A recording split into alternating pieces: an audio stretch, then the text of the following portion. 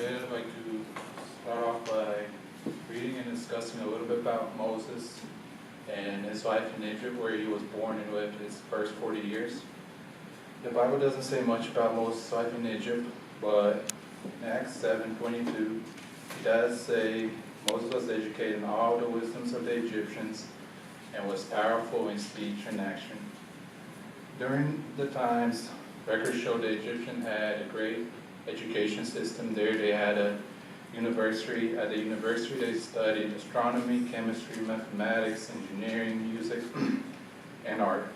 As we know, Moses grew up in Pharaoh's palace, so he received the best education, and most likely learned how to do most of those things. Acts 7:22 again. Moses was educated in all the wisdoms of the Egyptians and was powerful in speech and action. This verse says that not only did the Egyptians teach Moses all their wisdoms, but that he was also powerful in speech and action, meaning that Moses could speak well in public. People listened to him, they looked up to him, and on top of all that, Moses had authority and power. For our human standards of living, Moses knew it all and had it all. And nothing is wrong with having knowledge and wisdom. The Bible actually often tells us to ask for wisdom.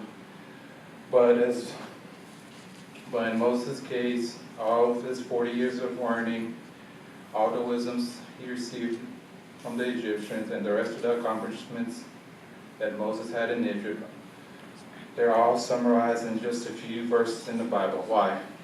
Because all that knowledge is not nearly as important what God wanted to teach Moses and what he wanted him to do with his life. In the story of Moses, when he kills the Egyptian, we can see what Moses hasn't learned yet. Exodus 2:11. One day after Moses had grew up, he went out to where his own people were and watched them at their hard labor. He saw an Egyptian beating a Hebrew, one of his own people. So here's Moses. He's 40 years old now. He knew he was a Hebrew, so he decides to go visit his own people, and as he's watching them at their hard labor, he sees an Egyptian beating one of the Hebrews. And in the next verse, we can see what Moses hasn't learned yet by the way he carries himself in this situation. Verse 12. Looking this way and that, and sees no one, he kills the Egyptian and hid him in the sand. The direction a person looks at whenever there's nobody around, whose opinion person builds and measures his life on, and whose approval he's seeking, says a lot about who the person really is. Here's Moses, who learned how to build and measure his life on the opinion of others, but not on the opinion of God. Here's Moses, who learned how to act on people's approval, but not on God's approval. Here's Moses, who learned how to take matters into his own hands, but not asking for God's hand. Here's Moses, who learned how to look at people on the right and on the left, but not looking up at God and trusting him to help him. There are many more stories in the Bible when great men of faith, the men that we always refer to as men of God, who often looked at the people around them in fear instead of looking up at God and trusting him to guide them through whatever situation they're going through. I'd like to name a few examples. Remember when Abraham entered Gerar? He looked around at the people there and he seen that there is no fear of God in them. So then when he meets the king, he tells him that Sarah is his sister, and doesn't even tell him that she also happens to be his wife. Why? Because he was afraid of what the people could have done to him. But we know that God protected him. We know after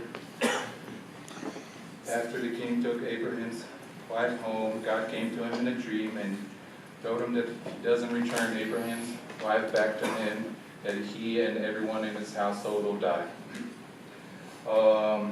Then remember when Moses went up Mount Sinai and to meet God and to have have a discussion with him, and after he was gone for about 40 days, the Israelites, they thought something had happened to Moses, so they came to Aaron and they told him to make him a new god, a golden calf. And Aaron, a man of God, full of fear, makes them a calf. Why? Because he looked around at the people instead of looking up at God and trusting him to protect them.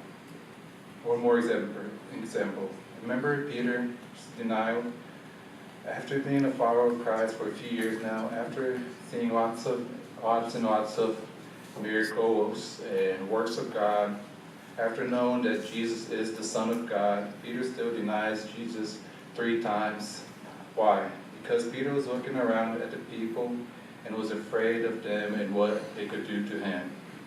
Us Christians, especially myself, we also have those moments when we're looking at the people around us in fear and sometimes care more what people think of us instead of what God thinks of us. Or we'll go ask someone for an opinion instead of going and asking God for his opinion. Proverbs 9:10. The fear of the Lord is the beginning of wisdom, and knowledge of the Holy One is understanding. When a person starts fearing and trusting God, that's when true wisdom comes. That's exactly what God wanted to teach Moses, and he wants to teach that to us too. And in the book of Exodus, as we continue to read it, we see that that's what God teaches Moses, to fear him and to trust him. I'd like to recall just one example when Moses starts from trusting the Lord and goes to him whenever he has